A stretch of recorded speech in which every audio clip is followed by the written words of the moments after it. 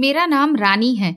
एक बार मेरी किस्मत ने एक ऐसा मोड़ लिया कि एक बहुत ही अमीर घर के आदमी ने मुझे अपने यहाँ शेफ की नौकरी पर रख लिया था। उस आदमी का एक जवान लड़का भी था जिससे न जाने कब मुझसे प्यार हो गया और उसने मुझसे शादी भी कर ली।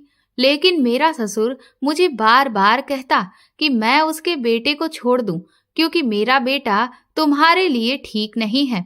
लेकिन मुझे तो अपने पति में ऐसी कोई भी बुराई नजर नहीं आती थी, बल्कि वो तो मेरा बहुत ख्याल रखते थे। मुझे समझ नहीं आ रहा था कि मेरे ससुर मुझे ऐसा क्यों कहते हैं। फिर मैंने नोटिस किया कि जब भी मेरे पति अपने ऑफिस के काम से शहर से बाहर चले जाते तो ऐसा लगता कि जैसे रात को मेरे कमरे में कोई आता, लेकिन मुझे अजीब सी बेहोशी छा जाती, इसलिए कुछ भी पता नहीं चलता। पर सुबह मेरी हालत बहुत खराब होती, मुझसे ठीक से चला भी नहीं जा पा रहा होता। कुछ दिनों के बाद एक और अजीब चीज होने लगी, मेरे कपड़े गायब होने लगे। ये वो कपड़े थे जो हर इंसान के अपने निजी होते हैं। मुझे हैरत होती कि भला मेरे इन कपड़ों को कौन चुरा सकता है। लेकिन एक रात जब मैं पानी पीने के लिए किचन में गई तो मुझे एक कमरे से कुछ अजीब सी आवाज सुनाई दी। ऐसा लग रहा था कि जैसे कोई जोर जोर से सांसें ले रहा है। मैंने उस कमरे की खिड़की से झांक कर देखा तो मुझे दो मर्दाना हाथ दिखाई दिए जिनमें मेरे वही कपड़े पकड़े हुए थे। ये देखकर मैं पहले तो थोड़ा शॉक्ड हुई, लेकिन जैसे ही मैंने आगे बढ़कर उस आदमी का चेहरा देखा तो मेरे ऊपर बिजली गिर गई थी। वो तो मेरे उन कपड़ों को ऐसे सूंघ रहा था जैसे वो कोई खुशबूदार फूल हो। लेकिन मुझे यकीन नहीं हो रहा था कि ऐसी घटिया हरकत करने वाला और कोई नहीं बल्कि मैं दिन रात काम की तलाश में यहाँ वहाँ भटकती रहती थी, लेकिन मुझे कहीं भी काम नहीं मिल रहा था। इसकी एक वजह ये भी थी कि मैं अपनी गरीबी की वजह से बहुत ज्यादा पढ़ लिख नहीं पाई थी। अब मेरे सामने बस एक ही रास्ता बचा था कि मैं लोगों के घरों में काम करूं, और इसीलिए मैं अब अमीर लोगों के घर में काम ढूंढने लगी थी। इस दुनिया में मेरी बूढ़ी माँ के अलावा मेरा और कोई भी नहीं था। पहले मेरी माँ जब थोड़ी जवान थी तो वो सिलाई का काम करती थी, लेकिन जैसे जैसे उसकी आंखों ने जवाब देना शुरू कर दिया तो उसे सिलाई का काम बंद करना पड़ा और फिर वो भी लोगों के घरों में जाकर काम करने लगी थी। लेकिन अब तो उसका बुढ़ापा इतना बढ़ चुका था कि वो अब बीमार रहने लगी थी। मेरे घर के हालात भी बहुत बुरे थे और इसीलिए मुझे भी मजबूरन लोगों के घर नौकरानी का काम करना पड़ रहा था। हालांकि मुझे पढ़ने लिखने का बहुत शौक था, लेकिन इस गरीबी की वजह से मैं अपनी पढ़ाई पूरी नहीं कर पाई।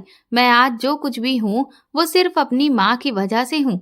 मेरे पिता का मेरी परवरिश में कोई भी हाथ नहीं है, क्योंकि मेरे पिता को कभी शराब से फुर्सत ही नहीं मिली। उन्होंने जो कुछ भी कमाया उसे हमेशा सिर्फ अपनी शराब में ही उड़ा दिया, जिसकी वजह से आए दिन हमारे घर में कलह भी हुआ करती थी, क्योंकि पिताजी खुद की तो सारी तनख्वाह शराब में उड़ा दिया करते थे।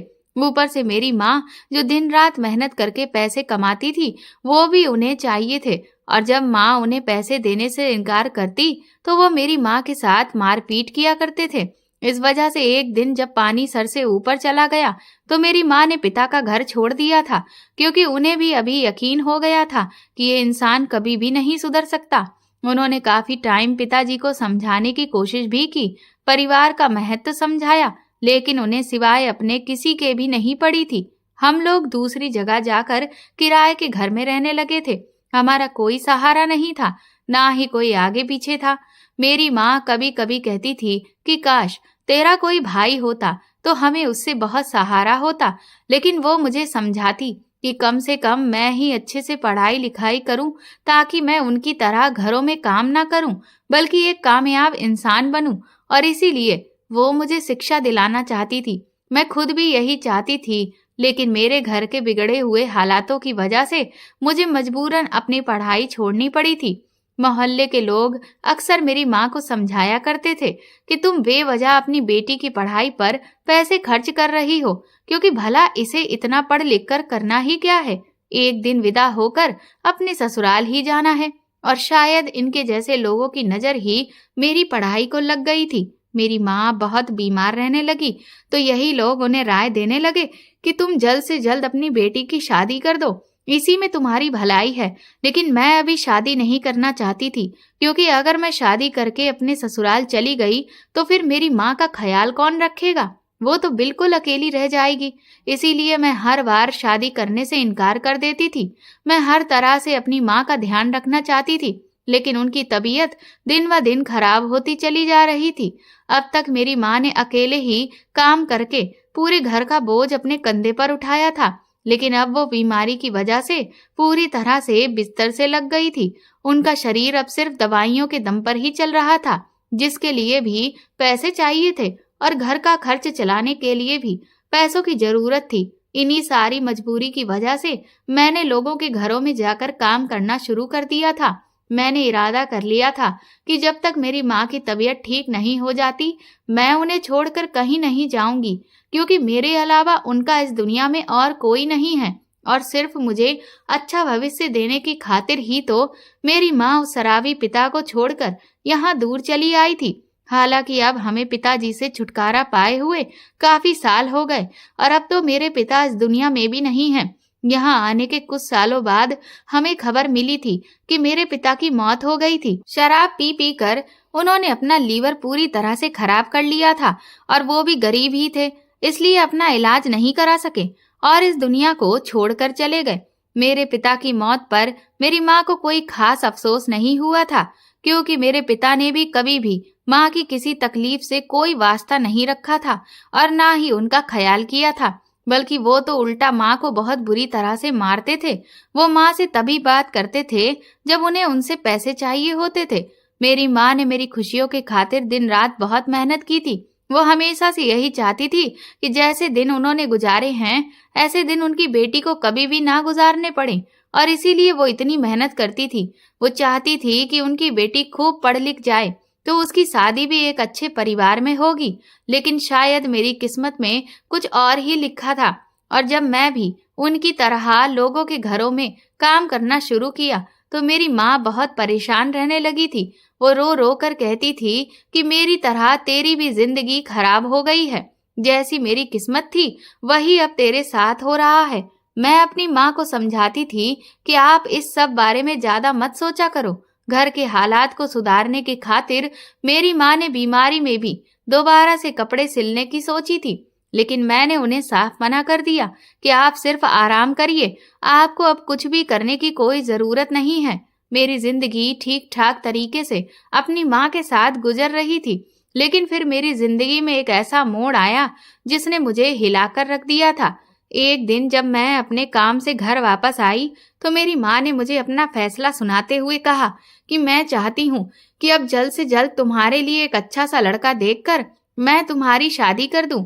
मैंने उस वक्त इस बारे में अपनी माँ से ज्यादा कुछ नहीं कहा। मैं समझ गई थी कि वो क्यों ऐसा चाहती हैं कि उनकी बेटी जल्दी ही अपने घर चली जाए, क्योंकि वो अपनी तबीयत को देखते हुए हर वक्त यही सोचती रहती हैं कि अगर उन्हें कुछ हो गया तो फिर उनकी बेटी का क्या होगा। इसीलिए वो मुझे अपना घर बसाते हुए देखना चाहती थी। मैंने भी अपनी माँ की खुशी के लिए हाँ कर दी थी, लेकिन ये बात तो मैं अच्छे से जानती थी कि गरीब लड़कियों के रिश्ते इतनी आसानी से नहीं होते हैं। और फिर मेरी माँ तो मेरी शादी एक अच्छे परिवार में करवाना चाहती थी, लेकिन हकीकत तो ये है कि अच्छे परिवार में तो सिर्फ उन्हीं लड़कियों की शादी होती है जो खुद भी अच्छे परिवार और अमीर परिवार की होती हैं। लेकिन मेरा तो कोई परिवार ही नहीं था। मेरा जो कुछ भी था वो सिर्फ मेरी माँ थी, और मुझ जैसी गरीब लड़कियों के रिश्ते किसी अच्छे परिवार में इतनी आसानी से नहीं होते हैं। इस हकीकत को मैंने तो एक्सेप्ट कर लिया था, लेकिन बस ये बात मेरी माँ को समझ नहीं आती थी। मैंने अपनी माँ की खुशी की खातिर शादी करने के लिए हाँ कर दी थी, क्योंकि उन्होंने सारी जिंदगी मेरे लिए बहुत कुछ किया था और अब मैं उन्हें कोई दुख नहीं पहुंचाना चाहती थी।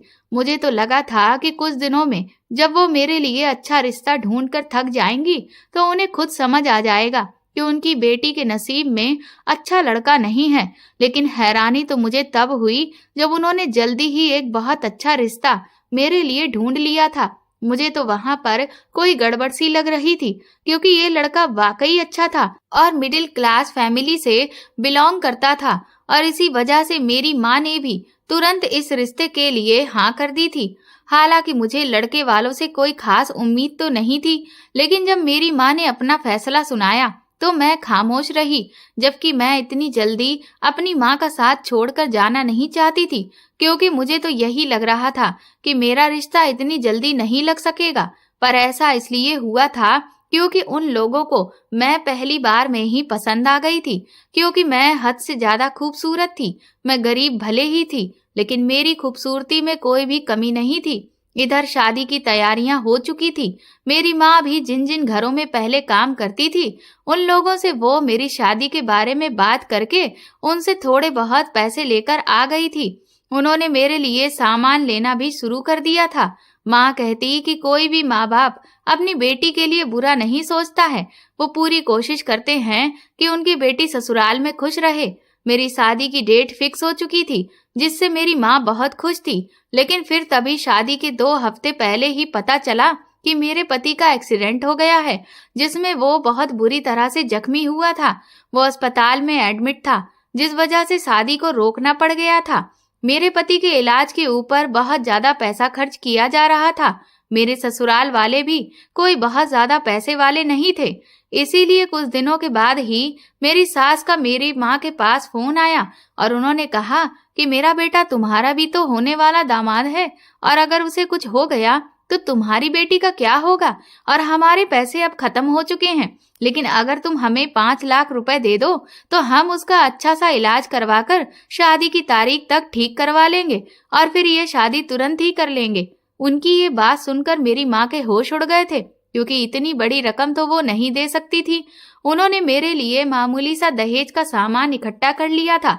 वो उसी के साथ मुझे विदा करना चाहती थी। अब अगर मेरे पति का एक्सीडेंट शादी से पहले हो गया तो इसमें हम लोग क्या कर सकते थे। लेकिन मेरी माँ को भी इस बात की फिक्र थी कि उनका दामाद जल्द से जल्द ठीक हो जाए, और इधर मेरे ससुराल वाले भी इस जिद पर अड़ गए थे कि अगर उन्हें अपनी बेटी की शादी करनी है तो फिर 5 लाख रुपए तो देने ही होंगे, क्योंकि दामाद तो आपका भी है, तो आपकी भी तो कुछ जिम्मेदारी बनती है।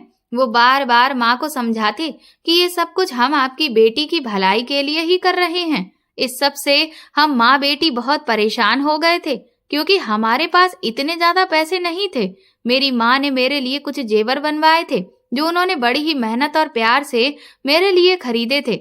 इसलिए मेरा रिश्ता इसी जगह हो जाए, मेरी माँ ने उन जेवरों को ससुराल वालों को देने का फैसला कर लिया था। लेकिन मैंने अपनी माँ को बहुत समझाया कि आपने कितनी मेहनत से मेरे लिए इतने अच्छे जेवर बनवाए हैं, और फिर आपके बाद यही तो मेरे पास आपके प्यार की निशानी रह जाएगी। ये भी अगर आप मेरे ससुराल वालों को दे दोगी तो वो तो इन्हें बेच देंगे। इस तरह से तो ये जेवर भी मुझसे छिन जाएंगे। मैंने उन्हें बहुत समझाया कि आप इन जेवरों को उन लोगों को मत दो, क्योंकि मुझे तो वो लोग बहुत लालची लग रहे हैं। अगर हमारी शादी तय न होती और तब उनके बेटे का एक्सीडेंट हो जाता तो क्या वो उसका इलाज नहीं करवाते? वो हमसे तो ज्यादा ही पैसे वाले हैं। क्या वो किसी से कर्ज भी नहीं ले सकते? उन लोगों को सिर्फ हम लोग ही क्यों दिख रहे हैं? मेरी माँ इस सब से बहुत परेशान हो गई थी। वो बहुत रो रही थी, क्योंकि उन्हें तो बस सिर्फ ये रिश्ता दिख रहा था। वो किसी भी तरह से मेरे होने वाले पति का इलाज कराने को तैयार थी, और इधर ससुराल वाले भी मेरी माँ पर बार बार प्रेशर बना रहे थे कि अगर आपने जल्दी ही पैसे नहीं दिए तो फिर हमें मजबूरन इस रिश्ते को तोड़ना पड़ेगा। ये सुनकर मेरी माँ बुरी तरह से घबरा गई। उन्हें न जाने इस लड़के में ऐसा क्या दिख रहा था कि वो अपना सब कुछ उसे देने के लिए तैयार थी। जबकि मैंने समझाया कि जो लड़का अपने घर वालों से इस बात के लिए कुछ नहीं कह पा रहा है कि उसकी ऐसी मुसीबत के समय में भी उसके घर वाले उसकी पत्नी की माँ के पैसों का मुंह देख रहे हैं, तो वो उसके कैसे अपने हुए, बल्कि वो खुद भी अपने घर वालों का इस सब में साथ दे रहा है। मतलब कि वो भी लालची है। लेकिन मेरी माँ को तो कुछ समझ नहीं आ रहा था। लेकिन इसी बीच मैं जिस घर में काम करती थी, उनकी बेटी की शादी तय हुई और उनकी सगाई की रस्म होने वाली थी, जिसकी शॉपिंग के लिए वो उसी शहर में गई जहां मेरा ससुराल था। छोटी मालकिन मुझे भी अपने साथ ले गई ताकि मैं उनके सामान को उठाने में मदद कर सकूं। और जब मैं उनके साथ वहां के मार्केट में पहुंची तो मैं ये देखकर दंग रह गई थी कि मेरा पति तो वहां पर बिल्कुल सही सलामत टहल रहा था। वो अपने दोस्तों के साथ खड़ा हुआ खूब गप्पे मार रहा था। मैंने जैसे ही उसे देखा, मैं एक तरफ छुप गई कि कहीं उसकी नजर मुझ पर न पड़ जाए। उसे बिल्कुल सही सलामत देखकर मैं तो हैरत में पड़ गई थी। इसका मतलब ये था कि मेरे होने वाले पति ने हम लोगों से पैसे लेने के लिए हमें बेवकूफ बनाया था, और इसमें उसके परिवार वाले भी शामिल थे। उसका कोई एक्सीडेंट नहीं हुआ था, बल्कि वो तो बिल्कुल ठीक था। कहीं पर भी उसके चोटों के निशान तक अभी तक नजर नहीं आ रहे थे। उसने सिर्फ हम लोगों को बेवकूफ बनाने के लिए अपने शरीर पर झूठी पट्टियां बांध रखी थी। अब मुझे समझ आ गया था कि ये सब कुछ इन्होंने पैसे हड़पने के लिए किया। ये कोई भी शादी नहीं करना चाहते, बल्कि हमसे पैसे वसूलना चाहते हैं। मैं घर जाते ही माँ को सारी सच्चाई बताई, जिसे सुनकर उन्हें मेरी बातों पर विश्वास नहीं हो रहा था। तो मैं उन्हें छोटी मालकिन को मेरी माँ के सामने कर दिया। उन्होंने भी माँ को साफ साफ बता दिया कि ये सच कह रही है। पहले तो मेरी माँ बहुत परेशान हुई, लेकिन फिर कुछ देर बाद वो कहने लगी कि ये तो भगवान का शुक्र है कि उन्होंने हमें ऐसे लालची लोगों से बचा लिया, क्योंकि वो लोग तो शादी के बाद भी मेरी बेटी को पैसों के लिए परेशान करते। माँ कहने लगी, मैं तो पैसों के बंदोबस्त के लिए कितना परेशान हो रही थी, लेकिन अब तुम फिक्र मत करो, मैं खुद ही इस रिश्ते को खत्म कर दूंगी। मेरी माँ ने लड़के वालों से रिश्ते के लिए साफ इनकार कर दिया, और फिर मेरी शादी भी नहीं हुई। मुझे इस बात की बहुत खुशी थी कि मेरी शादी गलत परिवार में होने से बच गई। कुछ लोग बाहर से अच्छा दिखने का ऐसा दिखावा करते हैं कि उनके अंदर की चालाकी को कोई भी समझ नहीं पाता। मेरे ससुराल वालों को भी मुझ में कोई दिलचस्पी नहीं थी, बल्कि उन्हें तो बस पैसों से मतलब था। उन्हें ये बात पता थी कि हम लोग गरीब हैं, इसीलिए दहेज में ज्यादा कुछ तो दे नहीं पाएंगे, और इसीलिए उन्होंने इतना बड़ा नाटक रचाया। मैं भी इधर खुश थी कि कम से कम अब तो मेरे सर से शादी की बला टल गई है। लेकिन माँ का कहना था कि वो मेरे लिए जल्दी किसी दूसरे रिश्ते की तलाश करेगी। इस रिश्ते के टूट जाने से माँ को एक अजीब सा सदमा लगा था। वो अब और बीमार रहने लगी थी। उसे हमेशा मेरी फिक्र सताती रहती थी। बीमारी बढ़ी तो इलाज भी बढ़ गया था, जिस वजह से खर्च भी बढ़ गया था। लेकिन मैं जिन घरों में काम कर रही थी, उनसे ज्यादा पैसे नहीं कमा पा रही थी, जिस कारण मैं भी बहुत ज्यादा टेंशन में रहने लगी थी कि अब मैं ऐसा क्या करूं कि ज्यादा से ज्यादा पैसे कमा पाऊं। यही सब सोचते हुए मेरे दिमाग में एक दिन विचार आया कि मैं खाना तो अच्छा बनाती ही हूँ, अगर मुझे किसी छोटे मोटे रेस्टोरेंट में भी नौकरी मिल जाए तो हो सकता है मुझे वहां से ज्यादा पैसे मिल सके। इसलिए मैं एक दिन शाम को काम की तलाश में निकल गई थी, लेकिन मुझे कहीं भी काम नहीं मिला, और घर लौटते लौटते काफी रात हो गई थी। मैं पैदल ही अपने घर की तरफ आ रही थी कि तभी अचानक जोरदार बारिश शुरू हो गई। मेरे पास उस वक्त छाता भी नहीं था। मैंने सोचा कि अगर मैं इस बारिश में भीग गई और मुझे बुखार आ गया तो मुझे 2-3 दिन की छुट्टी करनी पड़ जाएगी, और फिर तो मेरी तनख्वाह काफी कट जाएगी। यही सोचते हुए मैं कोई आसरा ढूंढने लगी। तभी मुझे एक बड़ा सा पेड़ दिखाई दिया। मैं उसके नीचे जाकर छुपकर खड़ी हो गई थी और बारिश के रुकने का इंतजार करने लगी। इधर रात बढ़ती जा रही थी और मुझे डर भी लग रहा था कि तकरीबन आधे घंटे के बाद एक गाड़ी को पीछे से एक ट्रक ने टक्कर मार दी, जिससे वो गाड़ी पूरी तरह से पलट गई और वो ट्रक वाला तो टक्कर मारकर भाग गया। ये नजारा देखकर मैं बुरी तरह से डर गई थी। गाड़ी की हालत बहुत खराब हो चुकी थी। मैं दौड़कर गाड़ी के पास गई। बारिश भी अब बंद हो गई थी। मैंने गाड़ी में झांक कर देखा तो मुझे एक लड़का नजर आया। उसके काफी खून निकल रहा था। मैंने जैसे तैसे उसे गाड़ी से बाहर खींचने की कोशिश की, लेकिन वो अजीब तरह से गाड़ी में फंस गया था, जिस वजह से मैं उसे अकेले निकाल ही नहीं पा रही थी। मैं यहाँ वहाँ मदद के लिए देखने लगी, लेकिन मुझे उस वक्त उस सुनसान सड़क पर कोई भी नजर नहीं आ रहा था। मैंने एक बार फिर से हिम्मत जुटाई और पूरी ताकत से उसे बाहर की तरफ खींचा, और इस बार उसे मैं बाहर निकालने में कामयाब रही। उसके सर पर बहुत चोट आई थी और हाथों से भी बहुत खून निकल रहा था, लेकिन उसकी सांसें चल रही थीं। मैं अब उसे हर हाल में बचाना चाहती थी, लेकिन इस वक्त उसे अस्पताल में कैसे लेकर जाऊं, ये मुझे समझ नहीं आ रहा था कि तभी एक और गाड़ी हमारे पास से गुजरी।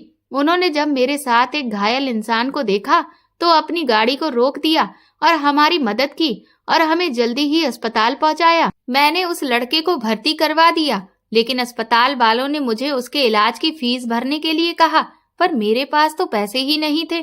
फिर मैंने सोचा कि ये कोई बहुत ही अमीर परिवार का इंसान लग रहा है। मैं इसके परिवार को खबर देती हूँ, वो खुद ही आकर इसका इलाज करवाएंगे। यही सोचकर मैंने उसके सामान की जांच की, जो उसके पैंट की जेबों से मिला था, जिसमें एक मोबाइल भी था।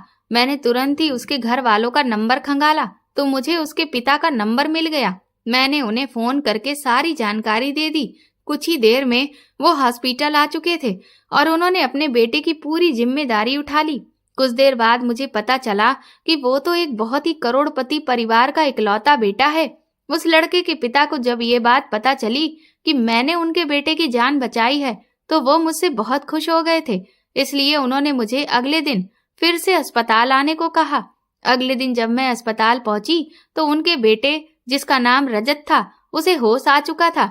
उसने मुझे न जाने कितनी बार थैंक यू कहा। वो कहने लगा कि मैं पूरी जिंदगी तुम्हारा एहसानमंद रहूंगा, क्योंकि तुम न होती तो मैं आज जिंदा ना होता। यही शब्द उसके पिता के थे। वो मुझसे बहुत खुश थे और इसीलिए वो मुझे ढेर सारे पैसे देने लगे, लेकिन मैंने उन्हें पैसों के लिए मना कर दिया। वो कहने लगे कि मैं जानता हूँ कि तुम्हारा एहसान चुका पाना हमारे बस की बात नहीं है, लेकिन ये बस एक छोटी सी भेंट है।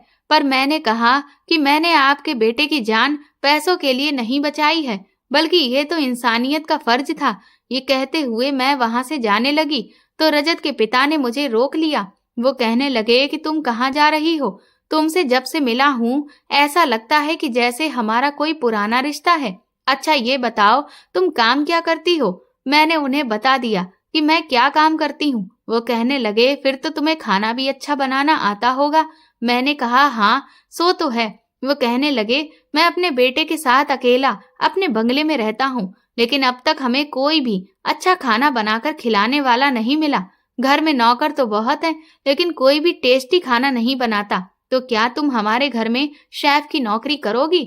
उनकी इस बात ने मेरी तो सारी प्रॉब्लम ही दूर कर दी थी। मैंने तुरंत ही हाँ कह दिया और उन्होंने मुझे जो तनख्वाह बताई उसे सुनकर तो मेरे होश उड़ गए थे। वो तो मेरे महीने की अब तक की कमाई से 5 गुना ज्यादा थे। अगले दिन से ही मैंने उनके बंगले पर जाकर अपना काम करना शुरू कर दिया था। अब तो मैं एक बहुत बड़े बंगले में काम कर रही थी, जहां मुझे तनख्वाह के साथ साथ रजत के पिताजी पहनने के लिए कपड़े भी देते थे और रात में जो भी खाना बचता वो भी घर ले जाने के लिए कह देते थे, जिससे मेरे घर के खर्चे पूरे हो जाते थे। इस बीच मेरी रजत से भी अच्छी खासी बातचीत होती रहती थी। मैंने नोटिस किया था कि इस बंगले में सिर्फ ये दोनों बाप बेटे ही रहते हैं और भी कोई फैमिली मेंबर मुझे नहीं दिखता था। वैसे तो उनके घर में बहुत सारी नौकरानियां लगी हुई थीं, लेकिन रजत के पापा को सिर्फ मेरे हाथ का खाना ही पसंद आता था। इसलिए मुझे खाना बनाने के अलावा और किसी भी काम की ड्यूटी नहीं दी जाती थी। रजत के पापा देश विदेश में घूमते थे, पर उन्हें सबसे अच्छा खाना इंडियन ही लगता था। मैंने इतना अच्छा खाना बनाना अपनी माँ से सीखा था। मैं अपना काम पूरी ईमानदारी के साथ करती थी। मेरे काम में कभी कोई गलती नहीं होती थी और इस वजह से रजत के पापा मेरे काम से बहुत खुश रहते थे। वो अक्सर मुझसे आकर बातें करते रहते थे। वो मुझसे कहते, लगता है तुम्हारी माँ बहुत सुंदर है। मैंने उनसे कहा कि ये आपको कैसे पता?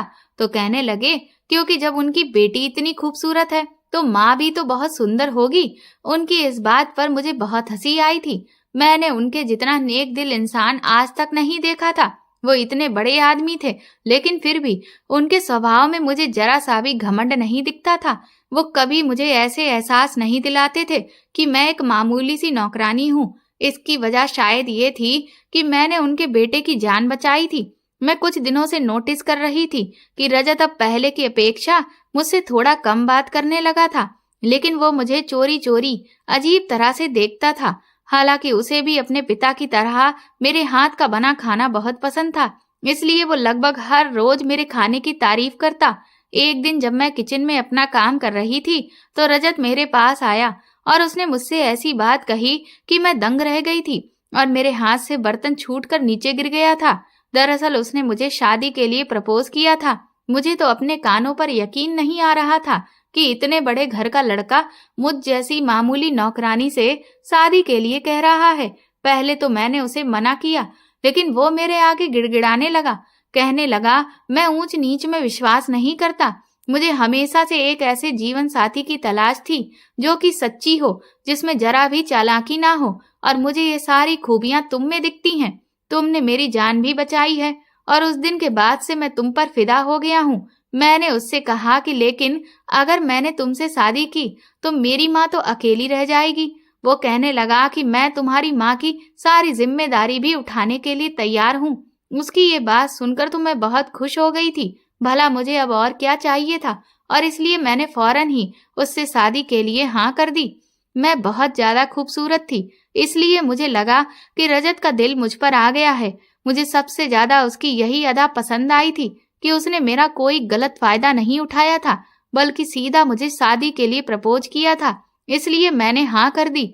मैं जब इस बारे में अपनी माँ से बात की तो उन्होंने भी यही कहा कि मैं तुम्हारी शादी के लिए तैयार हूँ, क्योंकि इससे अच्छा लड़का तो तुम्हें मिल ही नहीं सकता। और मैं हमेशा से चाहती थी कि तुम्हारी शादी एक अमीर घर में हो, तो अब तो मेरे मन की मुराद बैठे बिठाए पूरी हो रही है। रजत ने कहा कि वो मेरी माँ का इलाज अच्छे अस्पताल में करवाएगा।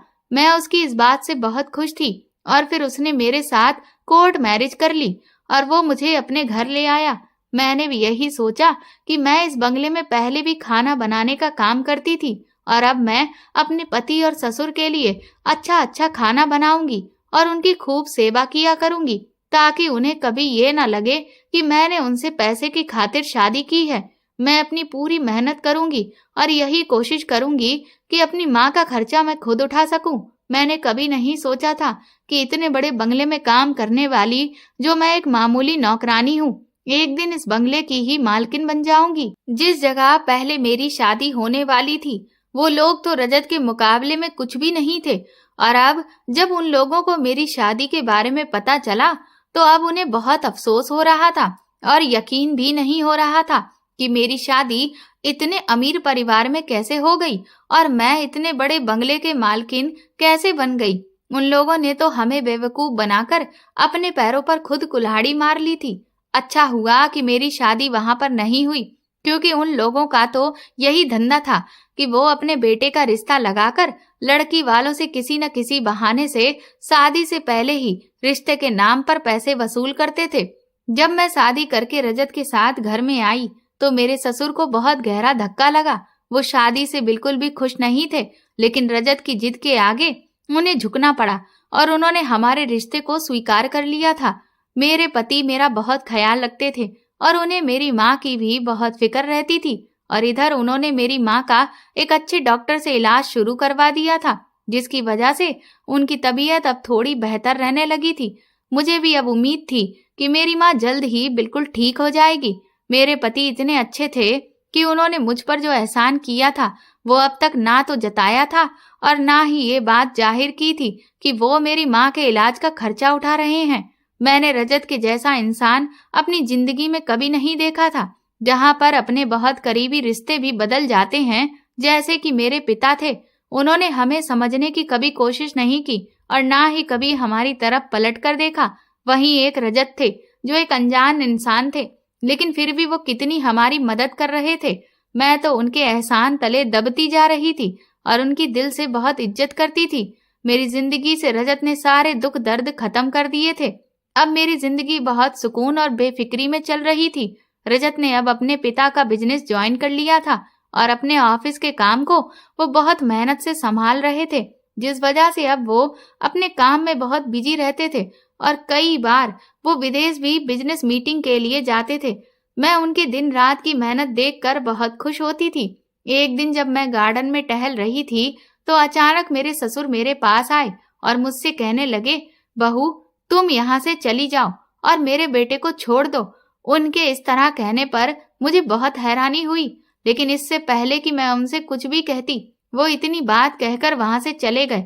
और अब तो उन्होंने ये बातें दोहरानी शुरू कर दी थी। वो जब भी मुझे अकेला देखते थे तो मुझे बार बार अपने बेटे को छोड़ने को कहते। मैं अब बहुत ज्यादा परेशान रहने लगी थी। मुझे डर लगने लगा था कि कहीं वो ऐसी ही बातें रजत से तो नहीं कहते हैं।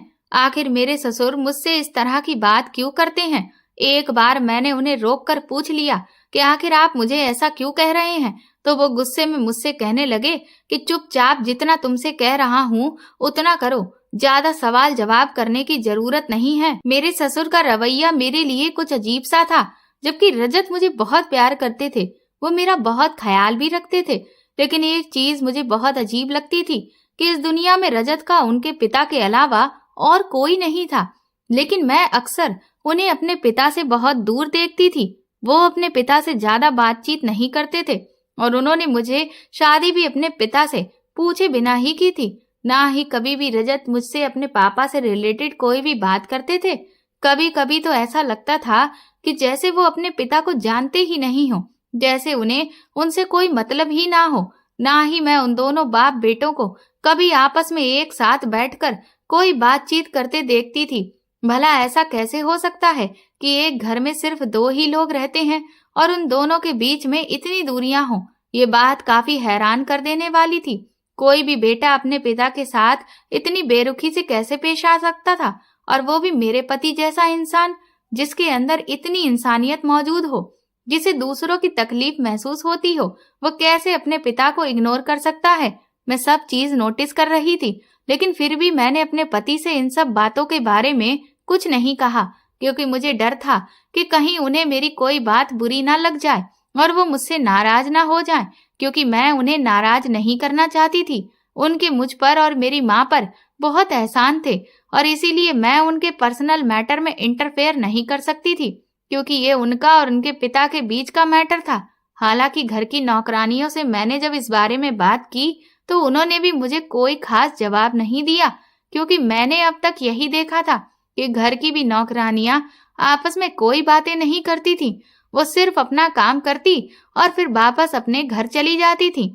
अब मेरे पति का काम काफी बढ़ने लगा था, जिस वजह से अब उन्हें जल्दी जल्दी विदेश जाना पड़ता था, जिस वजह से मैं कई बार घर में अकेले रहती थी। और इधर मेरे ससुर का बर्ताव मेरे साथ बदलने लगा था। वो अब मेरे साथ ऐसे हंसी मजाक करने लगे थे जैसे कि वो मेरे ससुर नहीं बल्कि मेरे दोस्तों, वो मेरे पिता समान थे। मैं उनका बहुत आदर सम्मान करती थी, इसीलिए मैं उनके साथ ज्यादा फ्रेंडली नहीं हो सकती थी। लेकिन वो न जाने क्यों मुझसे बहुत ज्यादा बातें करने की कोशिश करते थे, पर मुझे ये सब कुछ अजीब लग रहा था। और इसी बीच एक बहुत ही अजीब चीज होने लगी। मैंने देखा कि मेरे कपड़े अलमारी से गायब होने लगे थे। ये कपड़े कोई फैंसी कपड़े नहीं थे, बल्कि जो किसी इंसान के निजी कपड़े होते हैं, ये वैसे कपड़े थे। जिस बात पर मुझे बहुत हैरत होती थी, पहले तो मुझे लगा कि कहीं ऐसा तो नहीं कि किसी नौकरानी ने मेरे उन कपड़ों को चुराया हो। लेकिन भला कोई नौकरानी सिर्फ वो कपड़े क्यों चुराएगी? चुराना हो तो मेरे पास तो एक से एक महंगी साड़ियां और ड्रेसेस थीं, पर उनमें से तो आज तक कभी कुछ भी गायब नहीं हुआ था। पर मुझे समझ ही नहीं आ रहा था कि मेरे वो वाले कपड़े आखिर कहाँ जा रहे हैं। अब मुझे ऐसा लगने लगा कि कहीं इस घर में ऐसा तो नहीं कि कोई और भी मौजूद है जो इस तरह की हरकतें कर रहा हो, क्योंकि रजत तो पिछले कई दिनों से घर में रह ही नहीं रहे थे। सिर्फ मैं और मेरे ससुर ही थे, और मेरे ससुर तो ऐसा कुछ कर ही नहीं सकते। अब मेरे साथ बार बार अजीब सी चीजें हो रही थीं। एक रात मुझे ऐसा लगा कि जैसे मेरे कमरे में कोई है, लेकिन ना जाने क्यों मेरा सर बहुत भारी हो रहा था, मुझसे उठा ही नहीं गया और फिर मैं कब गहरी नींद में सो गई कुछ पता ही नहीं चला। जब सुबह मेरी आंख खुली तो मेरे शरीर में बहुत दर्द हो रहा था और मेरे सारे कपड़े भी बहुत अस्त व्यस्त थे। मुझे ठीक से चलने फिरने में भी दिक्कत हो रही थी। ये सब क्या हो रहा था मुझे कुछ समझ नहीं आ रहा था। रजत भी यहाँ नहीं थे जो मैं उनसे कुछ भी कहती, लेकिन ना जाने कैसे मेरे ससुर ने मेरी हालत के बारे में जान लिया। वो कहने लगे कि अगर तुम्हारी तबीयत ठीक नहीं है तो चलो मैं तुम्हें डॉक्टर को दिखा लाता हूँ। मैंने कहा कि नहीं, मैं ठीक हूँ, बस काम ज्यादा होता है, इस वजह से थोड़ी थकान हो जाती है। वो मुझसे कहने लगे, तुम इतना काम क्यों करती हो? घर में इतनी नौकरानियां हैं तो तुम्हें काम करने की जरूरत क्या है? तुम बस आराम किया करो और खुश रहा करो। जितना कम टेंशन लोगी उतनी ज्यादा तुम्हारी खूबसूरती में निखार आएगा। उनके मुंह से ऐसे शब्द सुनकर मैं तो दंग ही रह गई थी। वो मेरे ससुर होते हुए मुझसे ये कैसी बातें कर रहे थे? अब मुझे कुछ अजीब सा लगने लगा था। अब तो हर रात मुझे ऐसा लगता जैसे कोई मेरे कमरे में आता, लेकिन मुझे अजीब सी बेहोशी जैसी लगती, जिस वजह से मैं उठकर देख नहीं पाती। मैं एक एक दिन रजत के इंतजार में काट रही थी कि वो कैसे भी जल्दी वापस आ जाएं, लेकिन उनका काम था कि खत्म ही नहीं हो रहा था। और इधर मेरे वो कपड़े भी हर दिन गायब हो रहे थे। ये सब कुछ मुझे बहुत डरा रहा था। मेरे दिमाग में तरह तरह के शक पैदा होने लगे थे कि कहीं इसके पीछे मेरे पति ही तो नहीं है। लेकिन फिर ख्याल आता कि पर वो तो यहाँ है ही नहीं। फिर मैं सोचती कि लेकिन मेरे ससुर मुझे बार बार मेरे पति को छोड़ देने के लिए क्यों कह रहे थे? आखिर इस सब के पीछे वजह क्या है? और फिर मेरे कपड़े कौन गायब कर रहा है, जबकि अपने कमरे की सफाई तो मैं खुद करती हूँ। और अब तो कोई भी नौकरानी मेरी गैर मौजूदगी में मेरे कमरे में आ भी नहीं सकती थी। तब भी मेरे कपड़े कहाँ चले जाते हैं? अब मेरे ससुर ज्यादातर घर में ही रहने लगे थे। वो ऑफिस भी कम ही जाते थे और अक्सर मुझसे कहते कि अगर तुम घर में बोर होती हो तो चलो मैं तुम्हें कहीं बाहर घुमा लाता हूँ। लेकिन मैं उन्हें मना कर दिया करती थी कि मुझे घर पर रहना ही अच्छा लगता है। एक दिन वो फिर मुझसे कहने लगे कि तुम क्यों मेरे बेटे के साथ रहकर अपनी जिंदगी बर्बाद कर रही हो? वो सिर्फ बाहर से दिखने में ही अच्छा है, क्योंकि अभी तुम्हारी शादी को सिर्फ 2 महीने हुए हैं। सच्चाई तो बाद में खुलकर आएगी कि वो असल में कैसा इंसान है। लेकिन अगर तब तक तुमने उसे नहीं छोड़ा तो फिर बहुत देर हो चुकी होगी। मुझे समझ नहीं आ रहा था कि मेरे ससुर आखिर किस वजह से मुझे ये सारी बातें कह रहे थे। फिर कुछ दिनों बाद रजत वापस इंडिया आ गए। अब मैं बहुत खुश थी कि अब सब कुछ ठीक हो जाएगा और मेरा डर भी दूर हो जाएगा। मैंने मौका देखकर सोचा कि रजत से इन सब बातों के बारे में पूछ कर देखती हूँ और उन्हें बताती हूँ कि इस तरह से काफी दिनों से मुझे महसूस हो रहा है और मेरे कपड़े भी गायब हो रहे हैं। न जाने इस घर में क्या हो रहा है। लेकिन जब मैं रजत से बात करनी चाही तो वो कहने लगे कि वो बहुत थके हुए हैं और सोना चाहते हैं, क्योंकि उन्हें कल फिर से जल्दी ही सुबह उठकर मीटिंग के लिए जाना है। मैंने उनकी मजबूरी को समझा और फिर उनसे कोई भी बात नहीं की।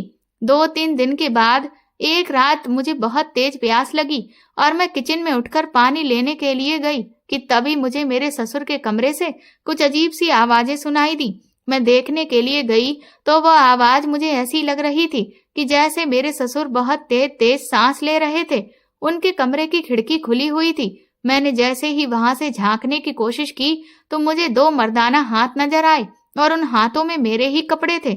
और जैसे ही मैं थोड़ा सा आगे बढ़ी तो मेरे होश उड़ चुके थे, क्योंकि मेरे ससुर उन कपड़ों को सूंघ रहे थे। वो किसी पागल के जैसे लग रहे थे। ये देखकर मेरी तो चीख ही निकल गई और तभी मेरे ससुर ने मुझे देख लिया और वो बाहर की तरफ दौड़े। मैं भी भागती हुई अपने कमरे में आई।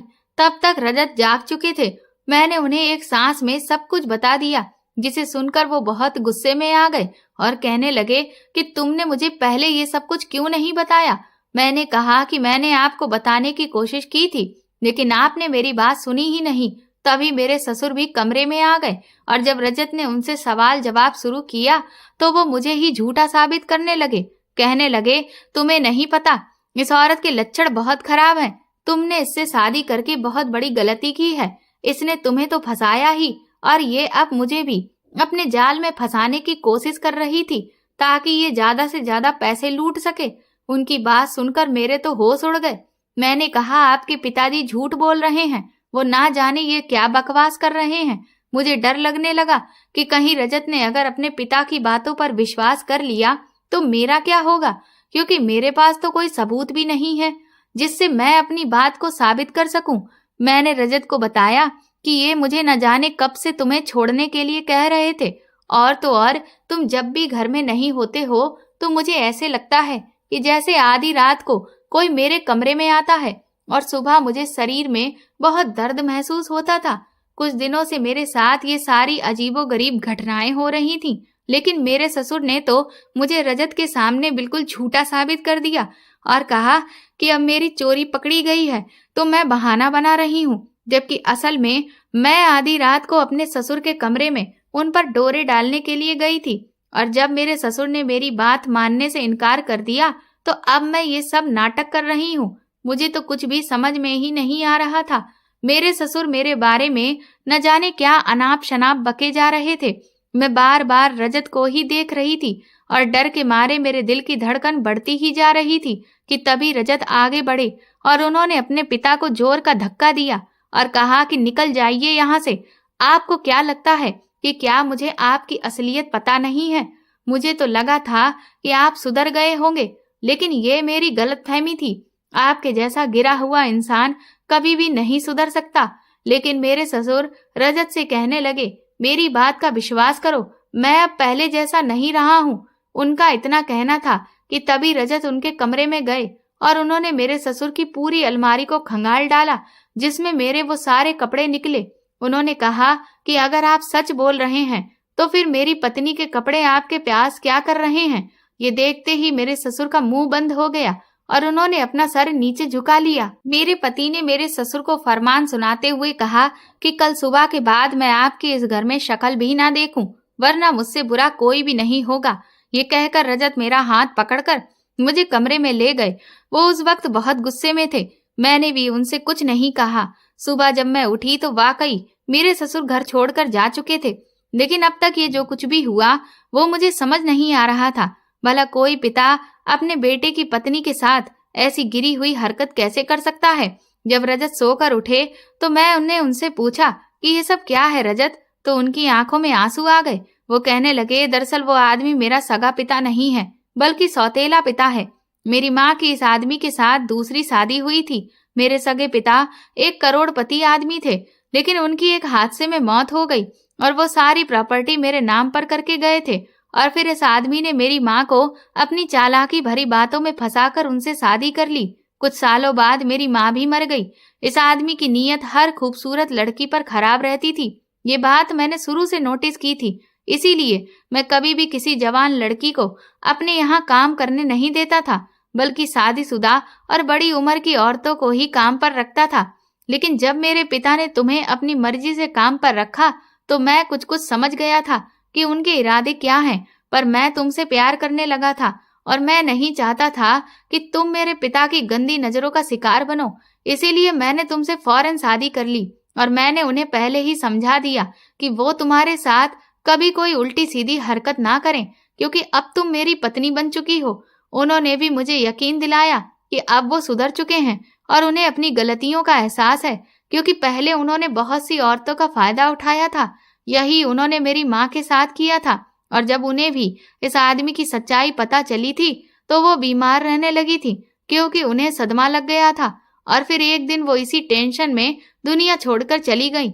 इस आदमी की तुम पर गलत नजर थी, इसीलिए इसने तुम्हारे कपड़े चुराने शुरू कर दिए। मुझे तो लगा था कि अब ये पहले जैसा नहीं रहा, इसलिए मैंने इसको लेकर तुम्हें चेतावनी नहीं दी थी। लेकिन ये अपनी हरकतों से बाज नहीं आया और इसने तुम्हें बेहोशी की दवा देकर तुम्हारा फायदा भी उठाया। मुझे अगर पता होता कि यह आदमी अभी भी पहले जैसा है तो मैं कभी भी तुम्हें अकेला छोड़कर इस घर में नहीं जाता।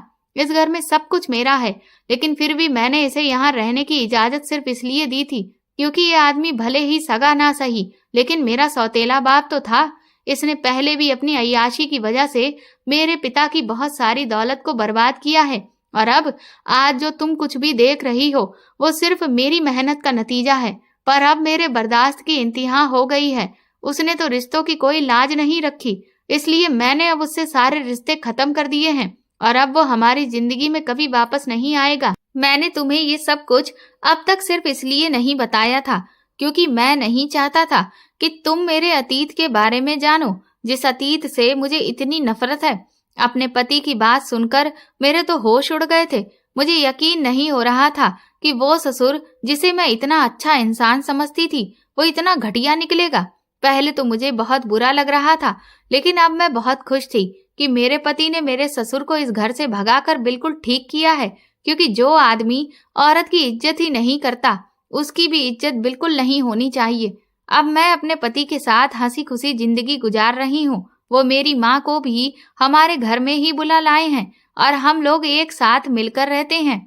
दोस्तों, इस दुनिया में आज भी कुछ लोग ऐसे हैं जो अपनी इच्छाओं में इतने अंधे हो चुके होते हैं कि वो किसी भी रिश्ते की ना तो इज्जत करते हैं और ना ही उस रिश्ते की लाज रखते हैं। उन्हें बस सिर्फ अपनी अंधी ख्वाहिशें ही नजर आती हैं। ऐसे लोग कोई भी रिश्ता ना रखने के ही काबिल होते हैं।